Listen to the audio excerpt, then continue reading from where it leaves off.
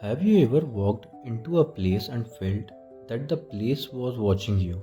Not a person, not an animal, the place itself. That is exactly what happened to a young government officer named Srejut. And it began with an old palace beside a river. Srejut had recently been transferred to a remote part of India. His work was boring, his surroundings were unfamiliar, and he desperately wanted somewhere interesting to stay. One afternoon, a local man told him about an enormous abandoned palace. It is beautiful, the man said, but don't stay there at night. Srijut laughed. Why? The man hesitated. Because the palace isn't empty. Srijut smiled. What do you mean? The man lowered his voice. People say the stones remember. The answer only made Srijut more curious. So that evening he went to see the palace. It stood beside a quiet river surrounded by trees. The building was enormous. Its walls were covered with age. Its corridors were dark. And everywhere Srijit looked, he saw evidence of a life that had disappeared long ago. He decided immediately, this is where I will stay. The locals tried to stop him, but Srijut wasn't frightened by ghost stories. He believed ghosts existed only in people's imaginations. That night he went to sleep inside the palace. At first, everything was normal. The river flowed quietly outside. The wind moved through the broken windows. Then, sometimes after midnight, Srijut woke up. He heard music, very soft music. It seemed to be coming from somewhere deep inside the palace. He sat up. The room was dark. He listened. There it was again, music, and beneath it, the faint sound of laughter. Srijut stepped into the corridor. The palace looked completely different. A moment earlier, it had been abandoned. Now he could hear footsteps, hundreds of footsteps. He followed the sound, and then he saw something that made his entire body freeze. The palace was full of people. Men wearing ancient clothes, women dressed in beautiful silk garments, servants carrying lamps, musicians playing instruments. It looked like a royal celebration, but there was something terribly strange about it. Nobody seemed to notice Srejut. They simply continued moving around him as if he didn't exist. He walked through the crowd. Everything felt unreal. Then he saw her. A young woman standing near the end of the corridor. She was dressed like someone from another century. She looked directly at him. Unlike everyone else, she could see him. Srijut couldn't move. The woman smiled.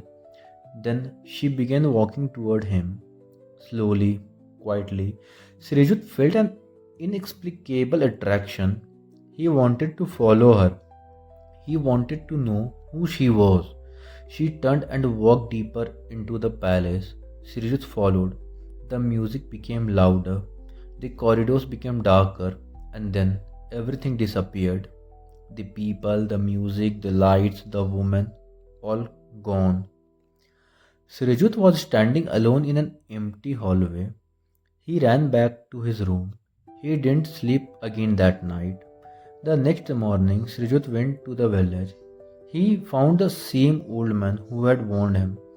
I saw something last night, Srijut said. The old man didn't look surprised. What did you see? A celebration? The old man's expression changed. And a woman? Srijut stared at him. How did you know? The old man sighed. Because you are not the first person to see her. He told Srijut that the palace had once belonged to wealthy rulers. Generations of people had lived there. They had celebrated weddings, held parties, fallen in love, fought, laughed, cried, and eventually they had disappeared. But the palace remained. The old man said something that Srijut never forgot. Some places don't simply hold people, they hold their memories. Srijut tried to convince himself that it had all been a dream, but the following night it happened again. The music returned, the footsteps returned, and once again the woman appeared. This time she was closer. She looked at Srijut with an expression that was almost sad. She reached towards him. Srijut stepped forward, and suddenly he felt something cold against his skin. The palace seemed to whisper, not in words, but in memories. He saw flashes of another world, a woman waiting, a man leaving, a celebration turning into grief, a life ending, and then the vision disappeared. Sirjut ran from the palace. He never slept there again. Years later, people still told stories about the abandoned palace. Some believed it was haunted, some believed the ghost of its former inhabitants still wandered through its halls. Others believed there was nothing supernatural at all. Perhaps Srijut had simply been exhausted. Perhaps his imagination had transformed an old building into a living memory. But Srijut never completely accepted that explanation because there was one thing he could never explain: the woman. Why had she been able to see him? Why had she appeared to him? And why did he feel whenever he remembered her that she had been waiting for him? Maybe the answer was hidden inside the palace itself. Maybe the stones had absorbed centuries of human emotions: love, loneliness, desires, grief, and perhaps after holding those memories for hundreds of years, the stones had become hungry. Hungry for someone new to enter their world, someone who would listen, someone who would remember, someone who could finally carry their forgotten stories away. Srijut left that palace, but he never forgot the palace. And whenever he heard the sound of distant music at night, he would remember the same question: what if some places don't merely remember the dead? What if the dead remember the living? Thank you, audience, for watching. That's all from my side.